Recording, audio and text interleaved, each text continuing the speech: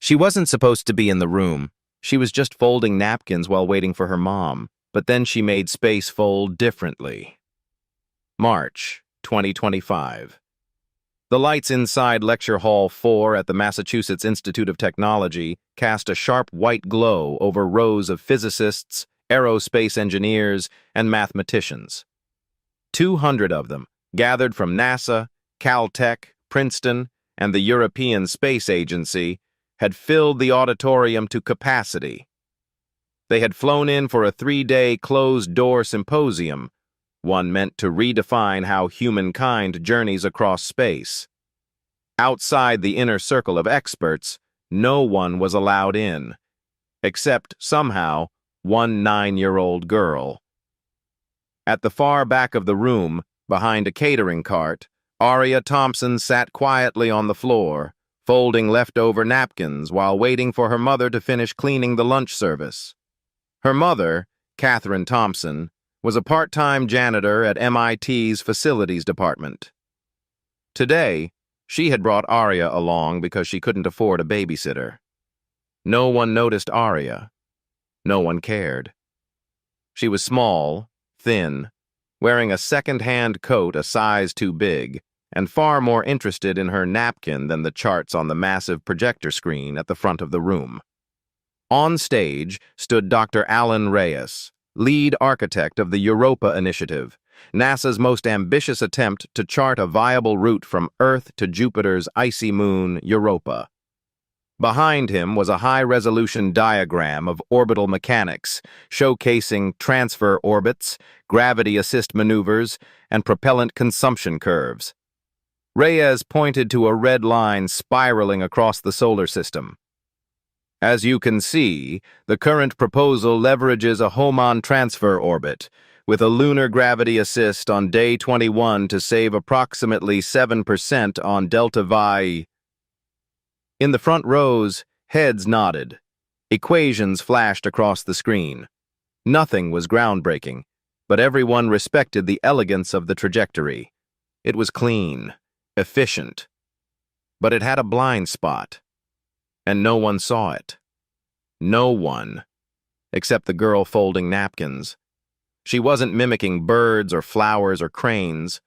Her napkin was creased with exact symmetry, 7 folds intersecting at irrational angles, forming strange polygons and trapezoids. Her fingers worked slowly, but with a discipline that betrayed neither boredom nor haste.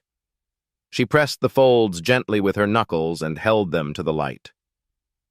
Maya Lin, a young propulsion engineer from the Jet Propulsion Laboratory, happened to be walking past the catering area. She glanced at the napkin, then stopped. The folds. Not decorative, not random. Maya crouched. "Hey," she said softly. "What are you doing there?" Aria looked up with wide brown eyes, calm and clear. "I'm folding a shorter way to get to that moon," she said. Maya blinked. "What moon?" "The one they're all talking about." Aria pointed toward the screen showing a 3D rendering of Europa's icy surface. "They're going around too many times. You don't need to go around, just fold." Maya looked down. The napkin had been folded in a structure she didn't recognize, a kind of mirrored tessellation, but with no obvious center. There were 3 deep creases and 4 secondary arcs crossing them at alternating intervals. "It's like when you're late to school," Aria continued.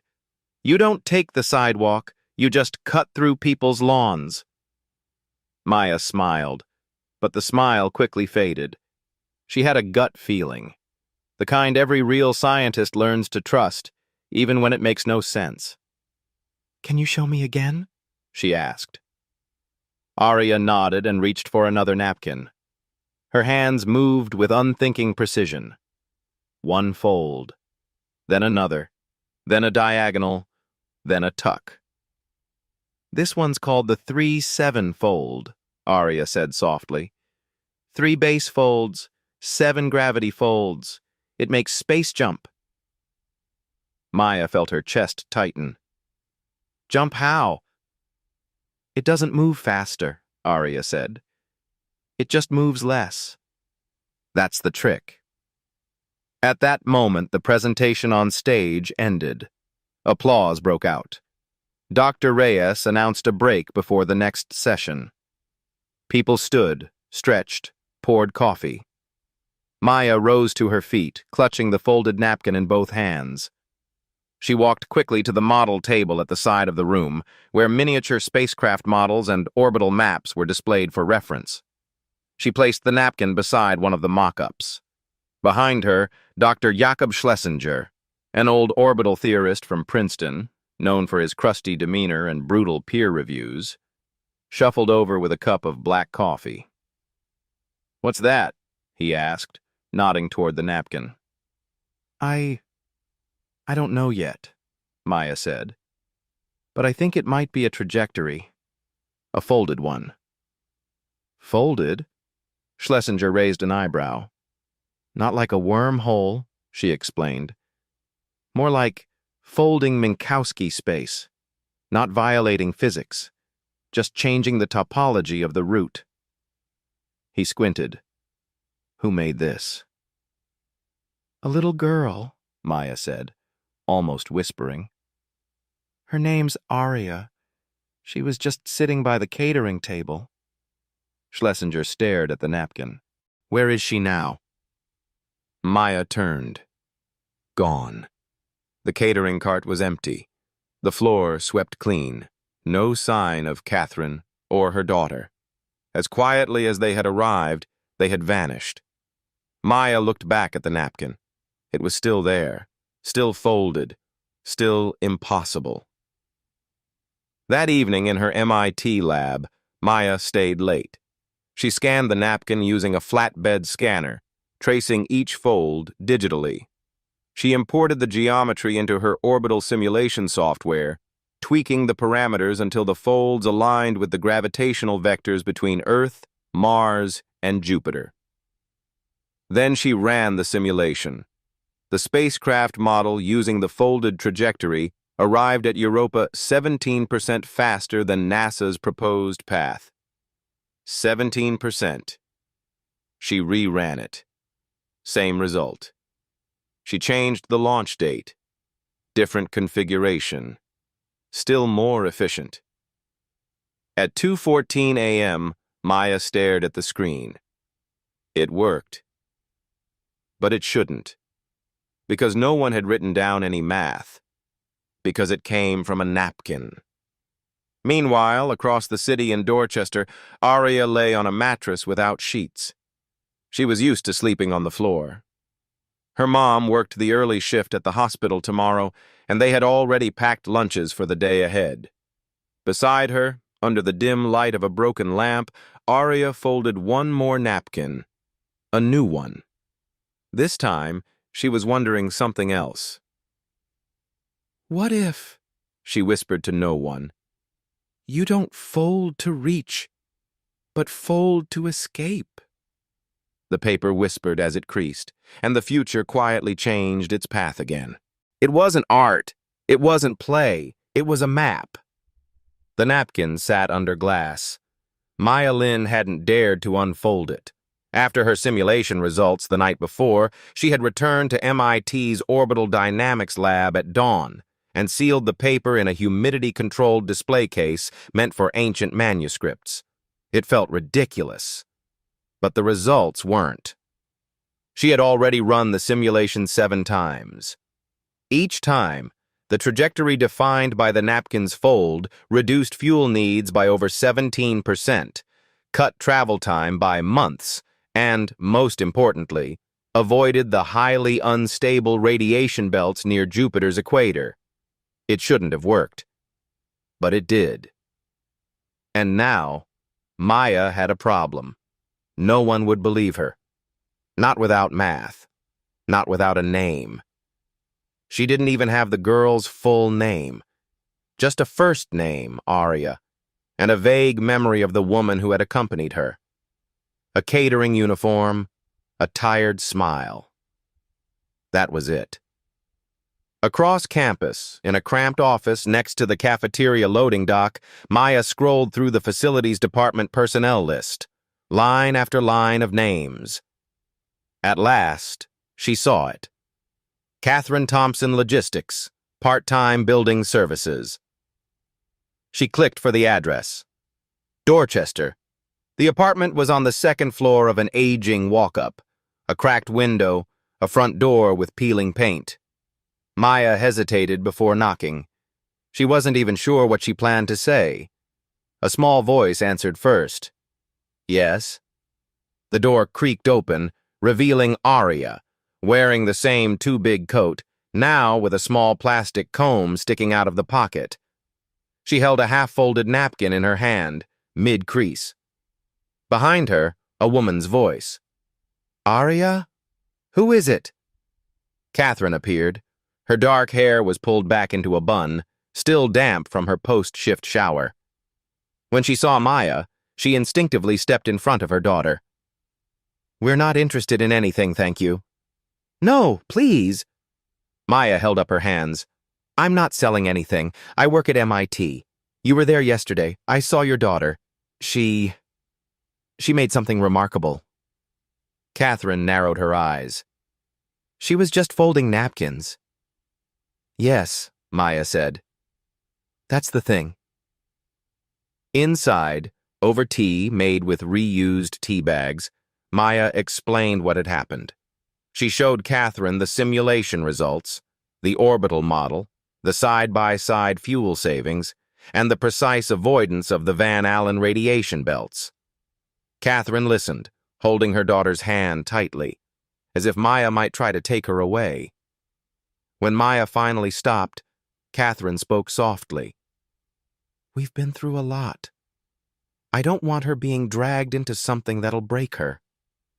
She's not being dragged, Maya said. She's inviting us, whether she knows it or not. Aria was quiet through it all. When Maya turned to her and asked, Would you come to the lab with me, just to show the engineers how you made that fold? The girl looked to her mother. Mama told me not to bother the grown-ups. Catherine's eyes welled up. You're not bothering us, Maya said gently. You're leading us.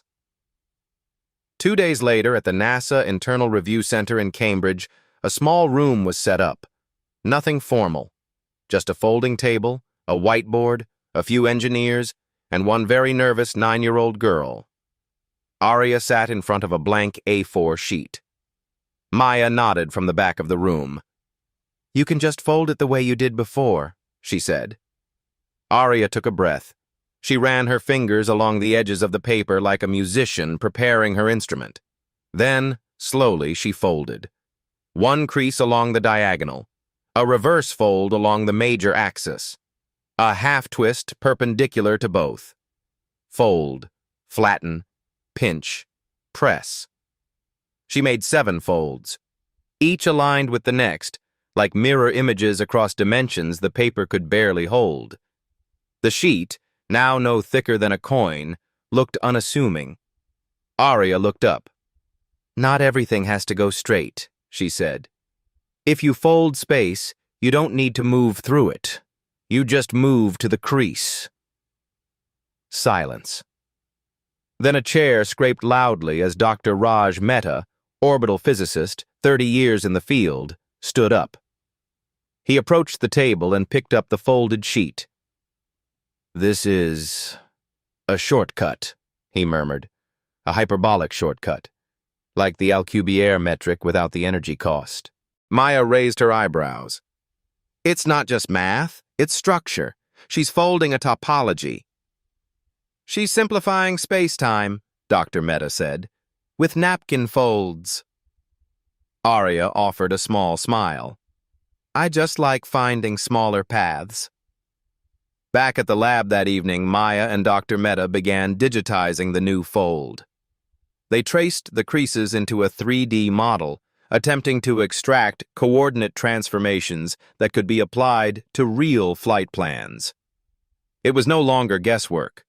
They were working off geometry now, real geometric paths that skipped unnecessary burn cycles, bypassed unstable zones, and optimized gravitational assists without the usual computational brute force. And it had come from a child.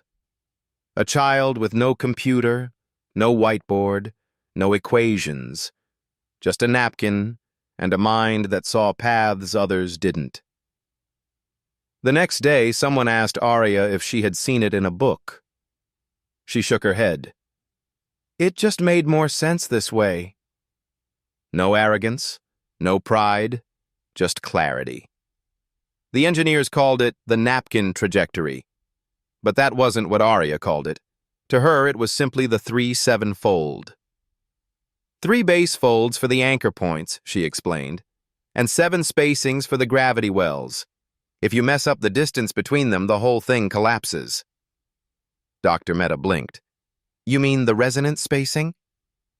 I don't know what that means, Aria admitted, but it sounds close. By the end of the week, they had applied the 3-7 fold to 3 more mission profiles: Mars resupply, Venus orbit insertion, and Titan probe deployment. In every case, the folded trajectory yielded better results: less fuel, faster time, safer paths. And still, no one could explain how. There was no equation yet that matched Aria's instinct. No algorithm that derived her fold from first principles. But the math was trying to catch up. The napkin had outrun it. That weekend, Catherine brought Aria back to the Dorchester apartment. The radiator made a rattling noise as it struggled to heat the cold room. Aria sat by the window. She folded another napkin. This one was different. This time, the folds didn't point to Europa. They circled it. Her small voice barely rose above the radiator.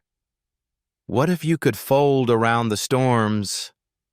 She pressed down a crease, one that bent gravity instead of fleeing it. Outside the window, the first flakes of winter snow began to fall. It looked like a software bug, until it wasn't. There was no ceremony when Maya Lin fed the napkin data into the simulation. No applause. Just the soft hum of servers and the glow of a monitor at 3:12 a.m. She had digitized every crease of the 3-7 fold Aria demonstrated, tracing angles, plotting vertex intersections, converting folds into parametric constraints. It felt foolish at first. She wasn't a child. She was a propulsion engineer. She had published in Celestial Mechanics. But then, the numbers spoke.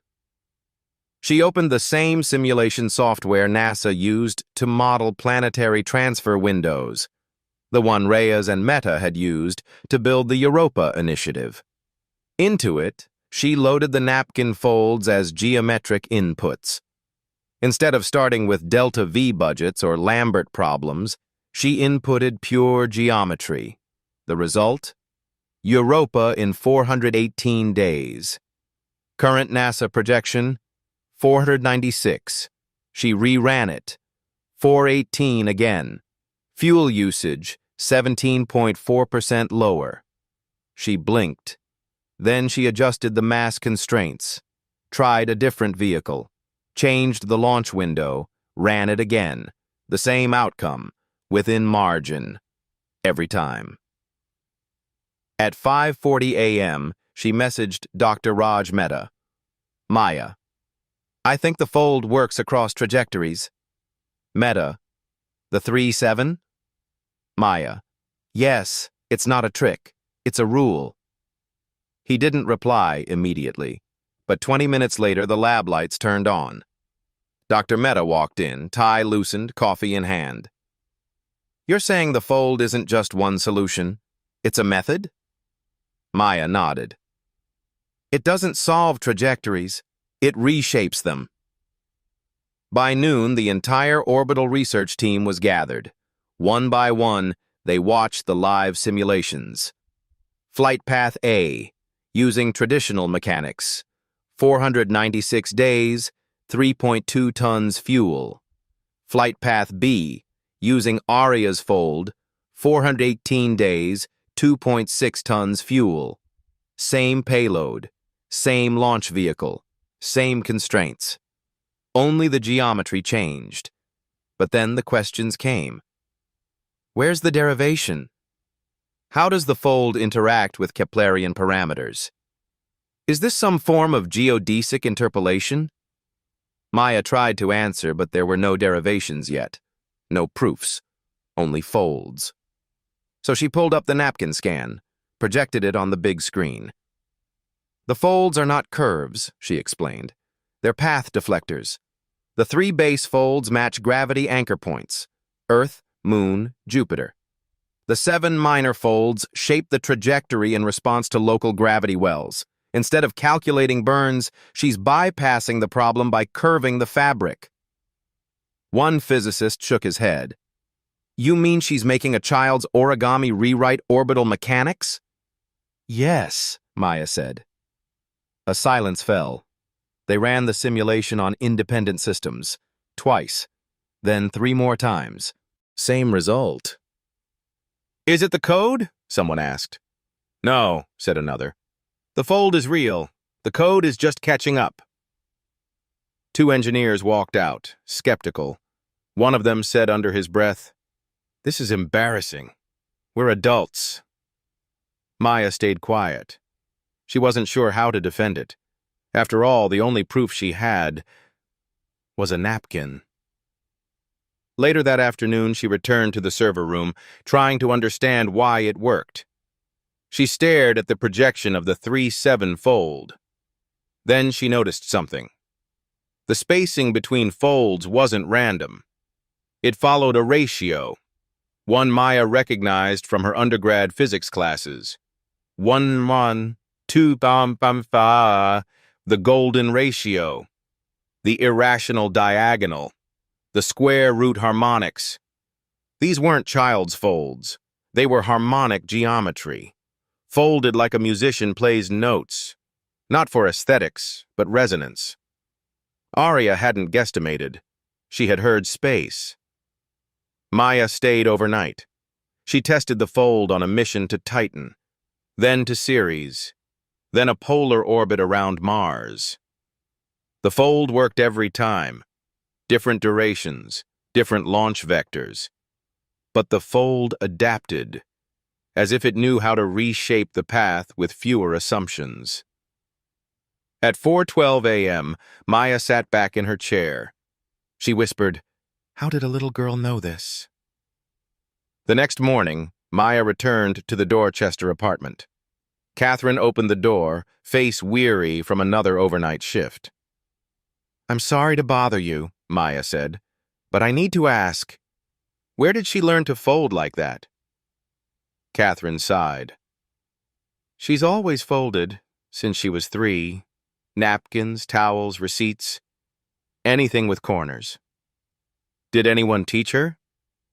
"No," Catherine said, "but sometimes I'd see her stare at the night sky. For hours. Then she'd start folding." "Folding what?" "New things," Catherine said. "Things that scared me. Things she said didn't exist yet." Back in the lab, Maya found the napkin missing from the glass case. Panic surged. She checked the logs. No one had removed it. But then she looked down. A different napkin lay in its place, folded in a new pattern, more complex, more curved. A note was scribbled beside it in a child's handwriting. "What if you didn't go faster, but went where gravity couldn't follow?" Dr. Mehta called from the upper lab. "Maya, we've got a problem." "What is it?" "We just resimulated the new fold." "And?" "It reverses gravity's pull, not perfectly, but it reshapes escape vectors." Maya paused. "That's not possible." "No," Mehta said. "But it happened." They ran the simulation live. It used the new fold. The results showed not only fuel efficiency, but reverse vectoring. The spacecraft slipped against gravity during departure, like it had leaned out of orbit rather than fought its way free. It shouldn't work. It couldn't work. But there it was, on the screen, on a napkin. By week's end, the head of NASA's Orbital Review Board had been briefed. He looked at the reports, then back at Maya and Meta. A child invented this? Yes, Maya said. And where is she? At home, doing homework. They had supercomputers.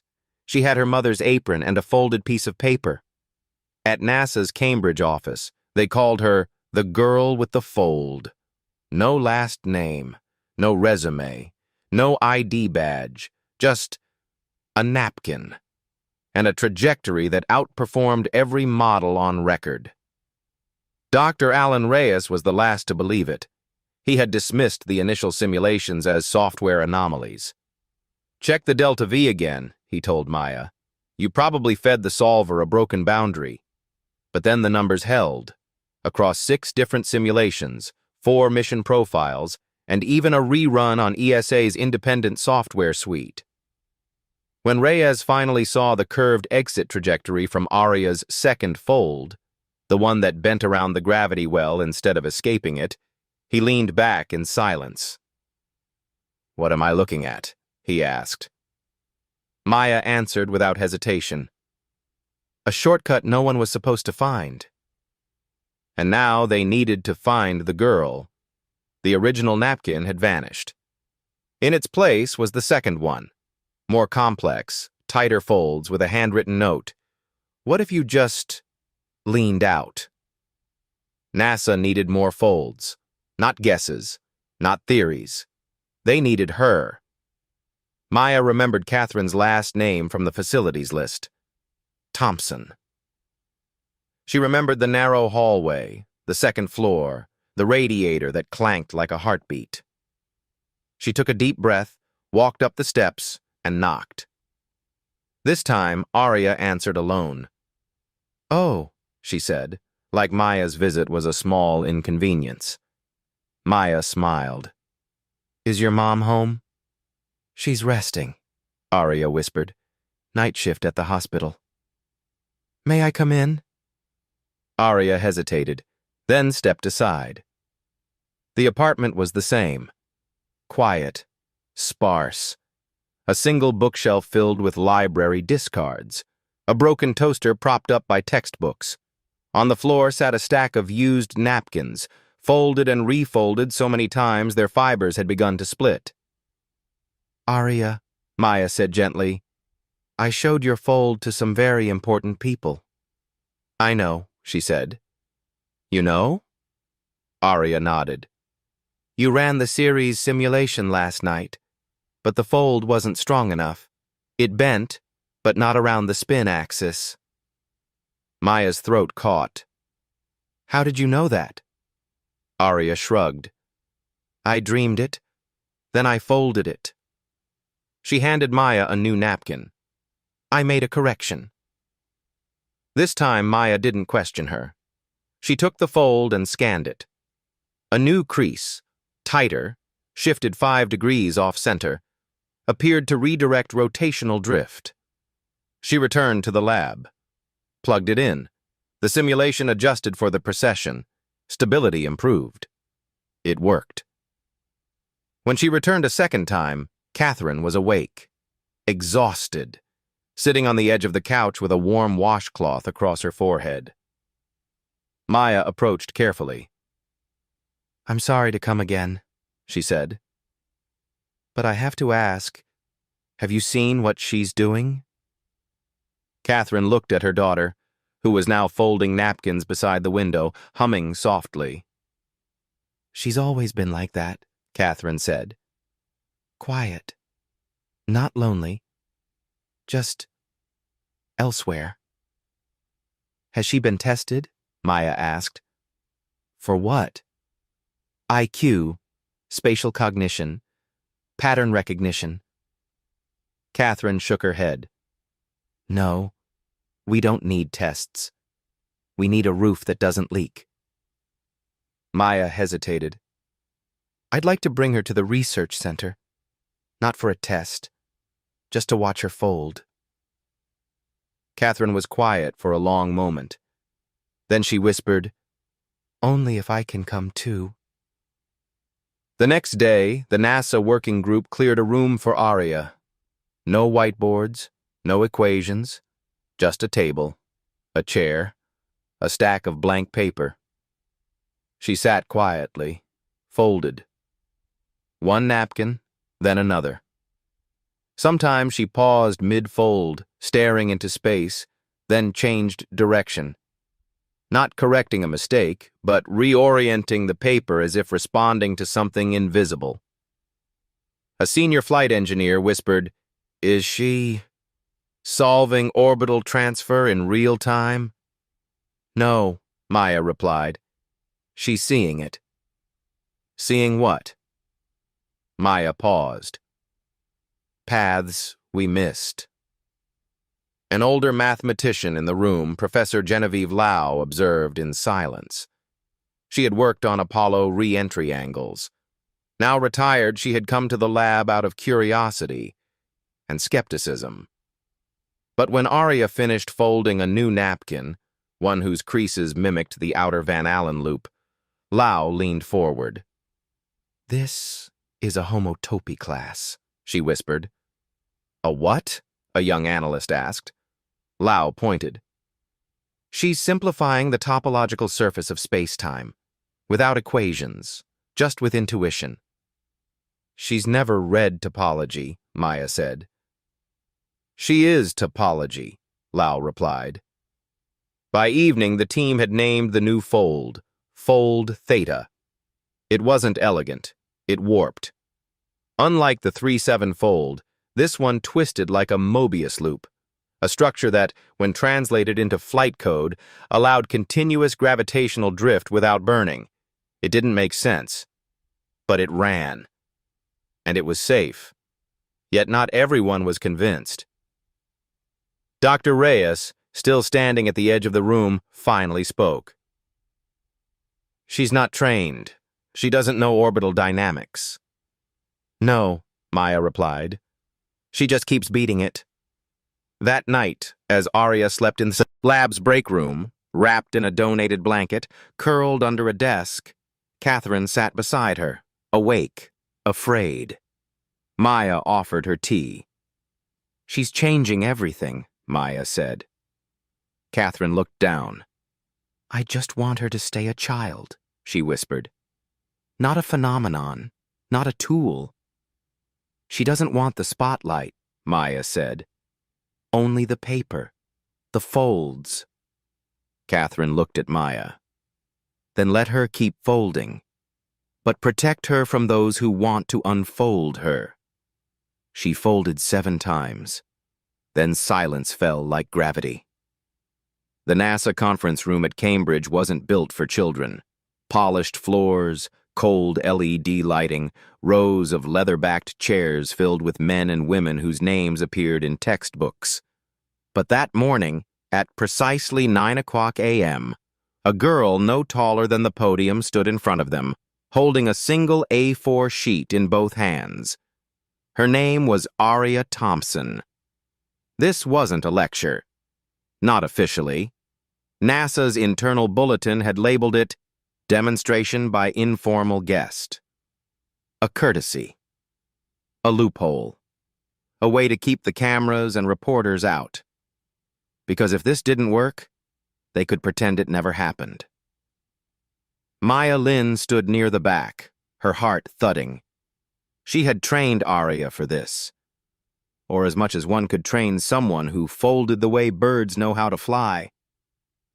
But this was no napkin by the window. This was room Delta 4, and in front of Aria sat Dr. Alan Reyes, who once called Fold 3-7 playtime nonsense. Professor Raj Mehta, cautiously supportive. And Dr. Otto Klein, emeritus from Caltech, infamous for saying, "If it can't be derived, it doesn't belong on the board." Aria didn't speak. She stepped up to the table, smoothed the A4 paper flat with her palms, and began. Fold 1, clean, diagonal. Fold 2, perpendicular crease. Fold 3, a half twist, almost imperceptible. Fold 4, shallow arc, finger-pressed, not edged. Fold 5, along an irrational ratio, near golden. Fold 6, a shift fold, creating a layered bulge. Fold 7, pause, breath, then press. Tight, controlled. Then she stopped. She looked up and said only this: "You don't have to go straight. You fold it, then just jump to the crease." The room did not breathe. No cough, no whisper, no shuffle of paper. It was as if gravity had tightened around them all. From the back, an old voice spoke. "Hyperbolic shortcut," someone whispered. Heads turned. It was Dr. Julian Arbor, one of the last living orbital physicists from the Apollo era. "She's not mimicking wormholes," Arbor said, rising slowly. "This isn't fictional. This is a geometric redirection of thrust vectors using fold symmetry." "What does that even mean?" someone muttered. "It means," Arbor said, "she just bypassed 3 decades of burn cycle optimizations with her fingers." Maya stepped forward, connected her laptop to the projector. A real-time simulation began to run. 2 spacecraft, same launch mass, same destination. Europa, Path A, traditional. Path B, Fold 7, Aria's exact model. On screen, the Fold 7 ship curved in unexpected ways, not tighter but gentler. It threaded between gravitational wells instead of launching over them. Result: 19.2% fuel saved. Arrival: 47 days sooner. Magnetic storm zones completely avoided. A voice from the front. "Where's the math?" "She is the math," Maya said. Dr. Klein rose from his seat. "I see no derivation, no parameter set, just folds. You're telling me we should trust orbital mechanics to a child's origami?" Aria didn't flinch. She looked up at him, not defiant, just still, and said softly, "Paper doesn't lie. One wrong crease, and you don't arrive." The room remained frozen. A junior engineer named Theo, young, new, unafraid, stood and walked toward the table. He took the folded sheet, placed it on the illuminated viewer, and magnified it. Light passed through. 7 folds, each intersecting at irrational angles, each forming layered geometries. Theo whispered, "These aren't random. They're recursive structures, like fractals, but constrained by orbital ratios." Professor Mehta leaned in. "It's like she's folding the energy contours, not drawing them, folding them." Dr. Klein stared. "It's still not science." Then Arbor, now standing behind Aria, said, "No, it's better. It's intuition before science, and it demands we catch up." A representative from JAXA asked, "If the 7 folds align with known gravity wells, could it be generalized to Lagrange configurations?" Maya answered, "We're trying, but Fold 7 appears to reverse gravitational gradient at critical approach points. It's the key." Dr. Reyes finally spoke. "Let's say it works. Let's say she's right. What then? We rewrite every mission profile? We put her name on our models?" No one answered, because the truth was in the silence. Then Aria, almost shyly, pulled another sheet from her pocket. "I think," she said, "you can fold it the other way." "The other way?" Reyes said. "For coming back," she explained. "So you don't have to fight gravity. You just turn with it, like a ribbon." The team ran a simulation with the reversed fold. Fold 7, mirrored, same constraints, The spacecraft did not escape gravity. It danced with it, bent around it, slipped home on a spiral of softened thrust. Return trip shortened by 12%, no additional burns, thermal re-entry risk minimized. Dr. Arbor turned to the room. "This is the beginning of smart return," he said. "We've spent half a century learning how to leave. She just taught us how to come back." NASA offered to keep Aria in the lab for another week. Not as a scientist, not as a subject. They gave her the title, Child Pattern Contributor, a bureaucratic placeholder, a quiet admission. But Maya knew. From now on, every orbital model would begin with a folded piece of paper. She couldn't write the equations, so the equations bent to fit her. They called it the Aria Working Group.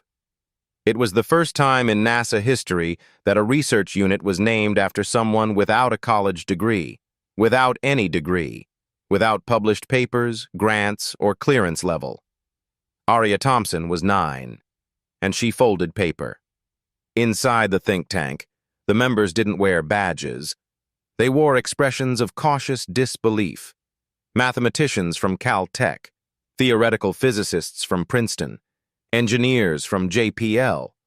All of them had seen the fold 3-7, the fold theta, and now fold 7R, the reversed return trajectory. All of them had one question. Why do her folds work? Not just that they work. That was proven. Simulations confirmed the fuel savings, the gravitational harmonics, the thermal re-entry advantages. But why? How? No one knew. And Aria couldn't tell them, not in their language. So they began translating her language into theirs. Professor Genevieve Lau led the effort. 73 years old, retired, with chalk dust forever embedded in her knuckles. She had once corrected a sign error in the Apollo 15 burn matrix by hand, mid-flight. Now she sat across from a girl in a hoodie, asking gently, "Can you fold it again? Slowly this time." Aria nodded.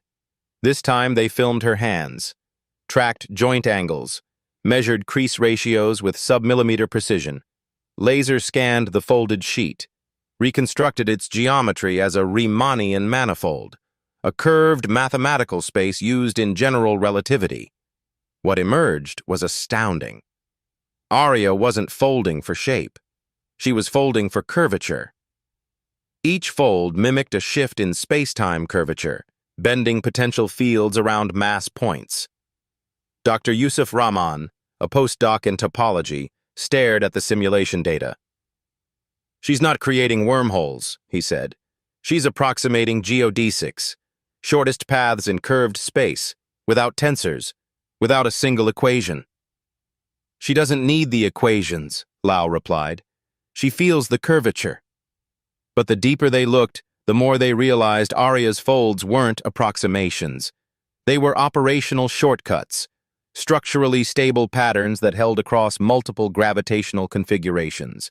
And more than that, the folds seemed to reflect a category theory logic, higher-order mappings between spaces. She was, without knowing it, constructing functors between gravitational topologies. A language no one had ever written, because she didn't write it. She folded it.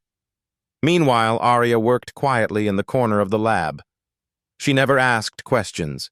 She didn't need whiteboards, just a stack of paper. Some days she folded in silence. Some days she hummed. Once she folded a sheet, paused, and said, "This one won't work. It wants to go but doesn't want to land." Lau took the sheet, scanned it, and confirmed. The fold's geometry formed a toroidal escape loop, beautiful in symmetry, but unstable for descent. "She intuits failure before we run the numbers," Lau whispered. NASA published an internal memo, Preliminary Identification of Topological Folding in Low-Energy Transfers. Author, Aria Working Group. Subject, Geometrically Derived Orbital Transitions. It was technical, dense, coded in math.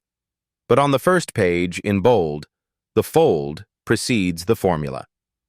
At Caltech, a visiting researcher proposed the term topological folding theory, TFT. They debated it for hours. Was it too speculative? Too childlike? But in the end, nothing else fit. Because these weren't models built on equations. These were equations that emerged from folds.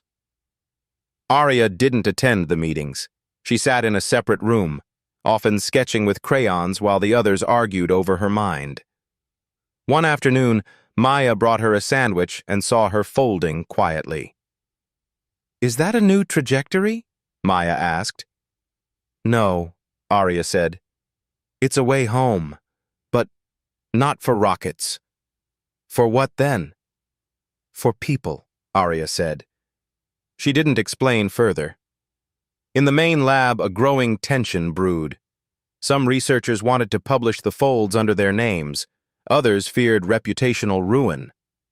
Klein, still bitter, wrote in an internal message, "We cannot anchor science to napkin mysticism." But he couldn't argue with the data. The folds worked. Every time. Late one night, Lau visited Aria and left a hand-bound notebook beside her. The title, written in careful penmanship, "What the Folds Say." Aria opened it. Inside were sketches, not of rockets, but of bridges. Bridges made of paper, stretching across voids. Some were curved, some looped back. One, folded tight like a rose, had only one path. She traced it with her finger, then whispered, "This one's for leaving, but the others are for finding your way back." Some said she didn't belong. The folds disagreed. At first, the resistance was quiet, the kind you feel in a room before someone clears their throat. Then it hardened. By the third week of Aria's presence in the NASA working group, the murmurs had grown louder. Emails circulated. Slack threads whispered. Closed-door meetings were held, not to discuss what she had folded, but who she was. No formal training. She hasn't even finished grade school. What's her IQ? Has she been tested? Do we even have parental consent for this? She's not a contributor. She's a liability. It no longer mattered that Fold 37 had shaved months off interplanetary missions, or that Fold Theta had redefined return trajectories, or that her latest fold, codenamed Fold Sigma, had passed 6 cross-institutional simulations. The issue was not scientific, it was cultural. She wasn't one of them. And that terrified them. It began with paperwork. A senior official from legal requested that Aria take an aptitude evaluation. Standard practice, they said. Then came the IQ test proposal. Then the ethics board memo. We must ensure the child is not being unduly influenced or manipulated by researchers seeking to validate unconventional models. Then came the reporter. He was young, well-dressed, polite, until the camera rolled. Inside a studio with soft lighting and fake concern, he leaned toward the lens and asked, "Is NASA really letting its mission trajectories be rewritten by a girl who folds napkins?" The clip went viral. Within hours, social media was ablaze. #Origami NASA trended. Some mocked, some were furious, others curious. But Aria didn't read any of it. She was busy folding. Back at the lab, a group of senior advisors filed a formal objection. "We request that no further research be attributed to Aria Thompson unless she passes recognized assessments in mathematics and physics." Maya was furious. "She's not applying to join your club," she said in the meeting. "She invented the tools you're just now learning to name." Dr. Klein shook his head. "If she's capable, let her prove it. In a real exam, under standard conditions." "She already did," Maya shot back. "She proved it in space." They demanded a live challenge. Aria would be presented with a complex, unsolved orbital riddle, one that had stumped aerospace teams for years, and be given 48 hours to fold a solution. Maya refused. "You don't test a violin by smashing it." But Catherine, standing quietly by the door, stepped forward. Her voice trembled, but her words were sharp. "We don't owe you anything. You think because you have suits and titles and simulations that you can measure her mind with your rulers. You don't want to understand her. You want to contain her." Then her voice broke. "We're not asking to be famous. We just want her to be safe." That night, Maya found Aria asleep in the lab's break room again, curled beside the radiator, one arm wrapped around a worn fleece blanket. In her lap, a new napkin, folded tighter than usual, strained at the edges, almost angry. Maya sat beside her, watching the folds. They spiraled inward, not smooth, not elegant, but dense, compact, defiant. In the days that followed, NASA halted internal publication of Aria's work, pending review. Fold Sigma was removed from all testing. The Aria working group was dissolved. Fold data was archived, locked. It was the bureaucratic version of silence. Then something unexpected happened. Aria didn't argue. She didn't plead. She folded a new napkin. It wasn't a trajectory. It wasn't a return path. It was a model that no one recognized. When Maya asked what it was, Aria said, "It's a shield." "A shield?" Aria nodded. "For when they try to take your folds away." A week later, a private European aerospace firm attempted to submit a research paper describing fold theta under a different name. Their lead author? A senior scientist who had visited the Cambridge lab 2 months before and had been photographed holding one of Aria's napkins. Maya brought this to the attention of the board. Their reply? "There is no documented ownership of the fold. No documentation, no patent, no protection. Just a child and a piece of paper." Maya fought hard. She gathered testimony from the Aria working group, videos, simulation logs, time-stamped models. Still, the agency remained quiet. Frozen. Embarrassed. The same way institutions always go silent, when they're waiting for things to blow over. And through it all, Aria just kept folding. Quiet. Unshaken. One afternoon, she handed Maya a new fold. It looked simple.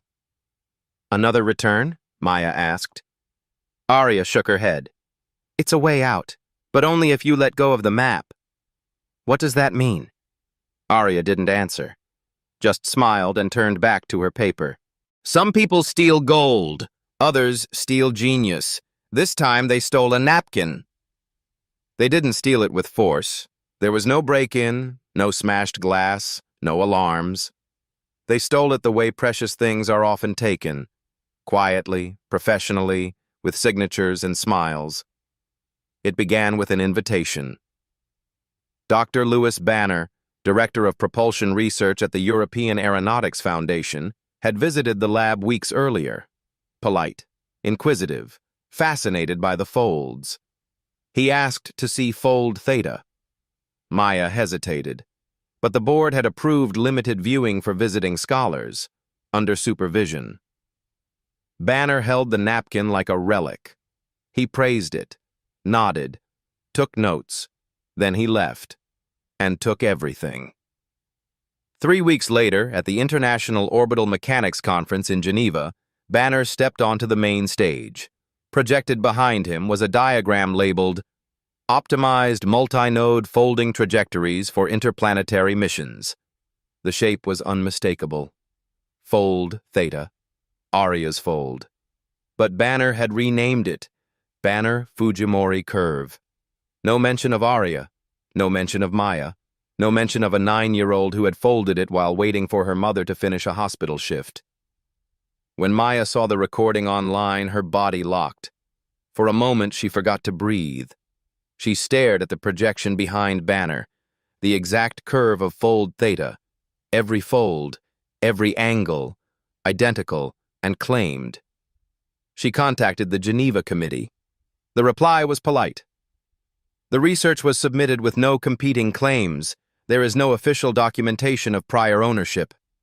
No napkin, no legal record, just memory, and betrayal. Maya brought the footage to NASA's board. She showed them the original timestamps, the simulation logs, the video of Aria folding the trajectory weeks before Banner's visit. The response?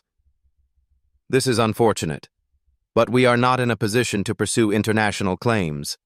The fold was never formally filed under intellectual property law. So that was it. The fold, her fold, was no longer hers. Maya returned to Dorchester. She stood in the doorway of the small apartment. Aria sat by the window, folding quietly. The girl looked up at her. Maya hesitated. Aria, they took your fold. Aria didn't flinch. She looked down at the paper in her hands. They didn't take me. The next day, Aria asked to go to the lab, not to reclaim fold theta. She didn't want it back. She wanted a clean sheet. Inside the glass-walled think room, now half empty since the Aria working group had been unofficially disbanded, Aria sat alone. She folded. Not slowly, not tentatively. This time her hands moved with certainty. The napkin bent, twisted, looped, into shapes no one had seen before. It curved like spiral galaxies, rippled like gravitational waves. When she was done, she held it out to Maya. This one has no name. Maya unfolded it gently. The structure made no geometric sense. It wasn't symmetrical. It had no center. But when Maya fed it into the simulator, the room fell silent. The simulation ran.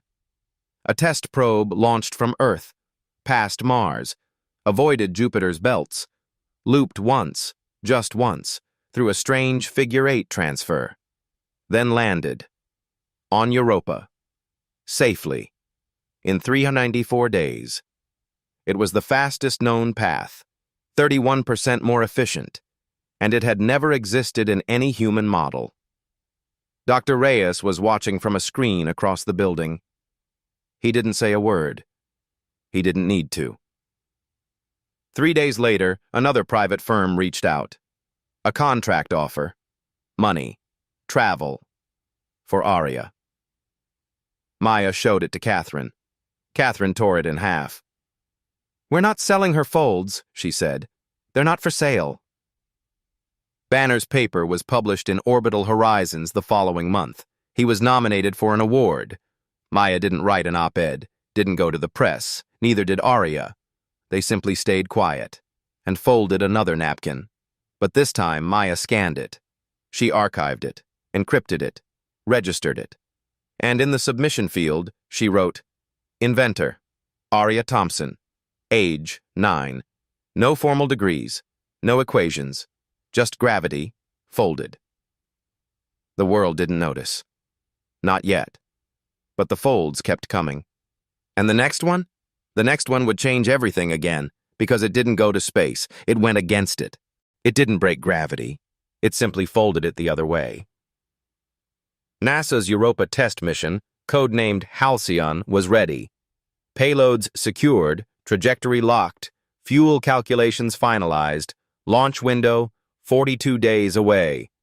Fold. Theta had been banned from official documentation. Fold Sigma was redacted. The mission would proceed on conventional mechanics, elliptical transfer orbit, gravity assists from Mars and Ganymede. Predictable, safe, outdated. And then Aria folded something new. She had been quiet for days. Even Maya didn't press her. After the theft in Geneva, the betrayal by institutions, the silence from the board, Aria had folded only in private. At home. At night. Until one morning she handed Maya a napkin, pale blue with creases as tight as threads. This one's different, she said. Maya didn't ask what it was. She scanned it, ran the geometry through the simulator, and stopped breathing.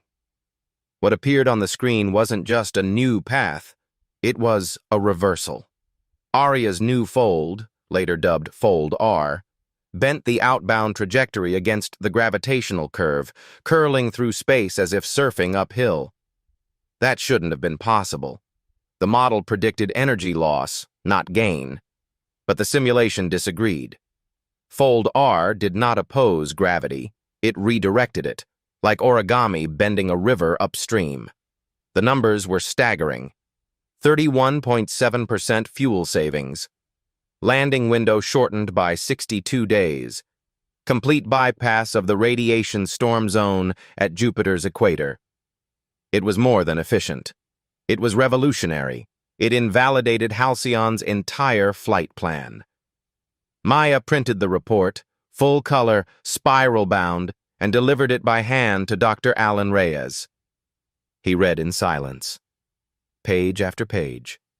At the end, he looked up, eyes bloodshot. "It's beautiful," he said.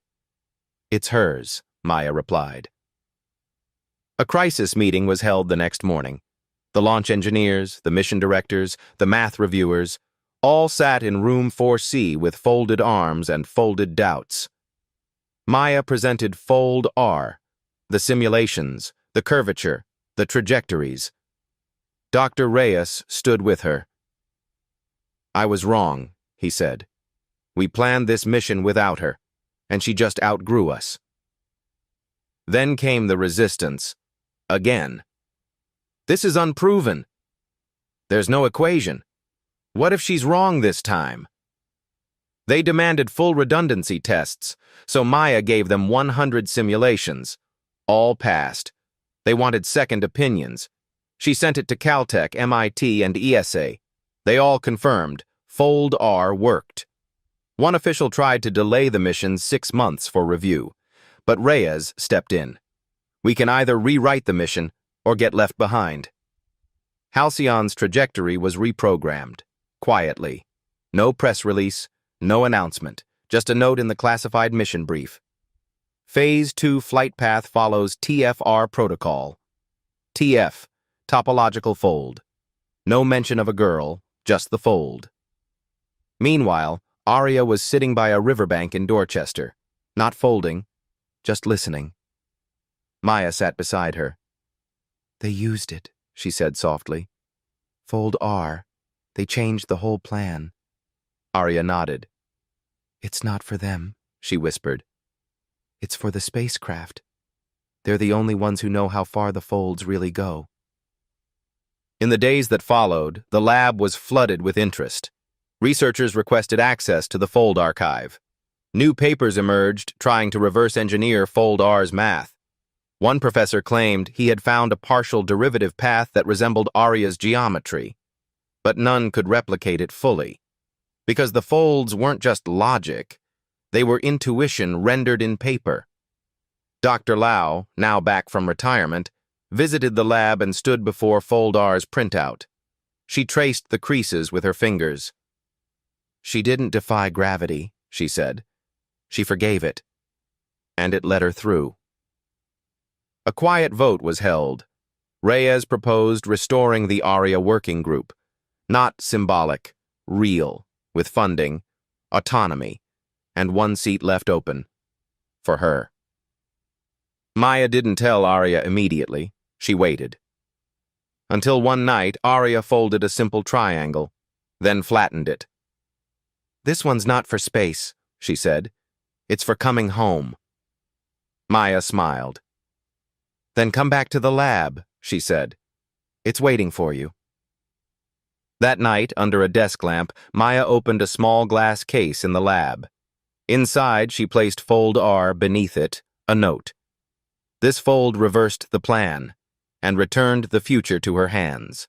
No medals, no speeches, just a napkin behind glass, and a child who looked at gravity and forgave it. 1 year later, NASA Flight Research Center, Main Hall, year-end ceremony, flags, guests, cake, and for the first time in the agency's history, a napkin sat in a glass case between polished spacecraft models and titanium engine components. It was Fold 37, the very first napkin Aria had ever folded. Still soft, still fragile, still marked with the same quiet precision she used that afternoon while waiting for her mother at MIT's lunchroom. Maya Lin stood nearby, Pale shirt, gray tie, tired eyes. No speech, no spotlight. Just watching. Then, Aria walked in. No one noticed her at first. She wore the same worn-out hoodie, old canvas shoes, a folded napkin in her hand. She slipped into the third row from the back. Alone. Just like the day Maya first met her.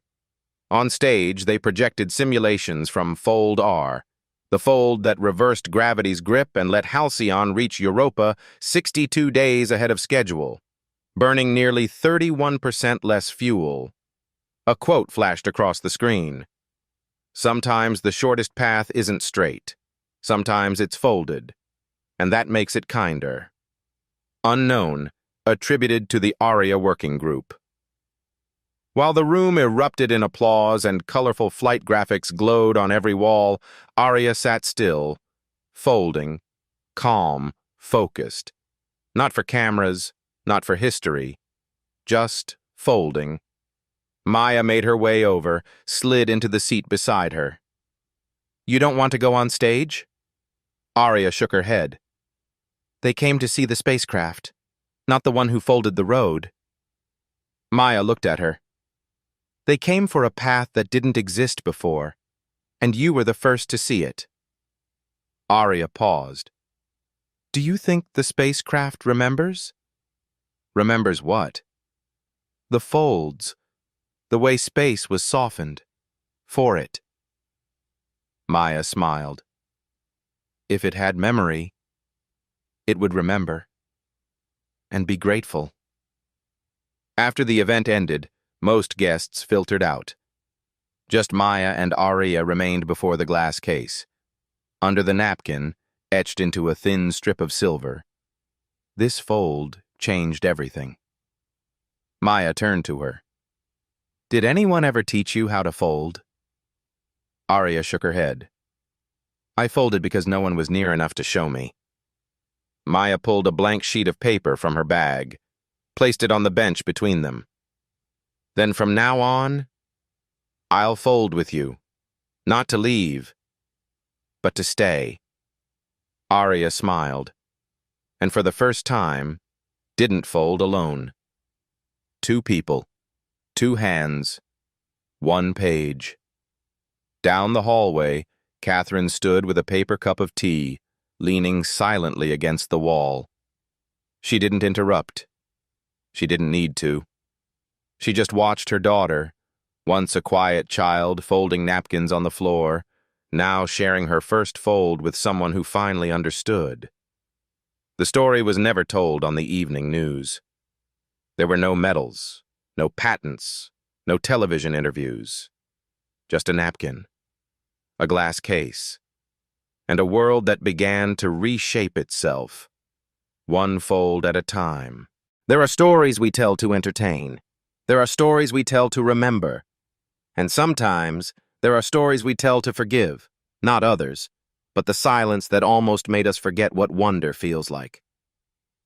Aria Thompson is fictional, but the truths she carries, the quiet brilliance of unseen children, the wisdom born in laundromats and loading docks, the geometry that grows in grief, are real.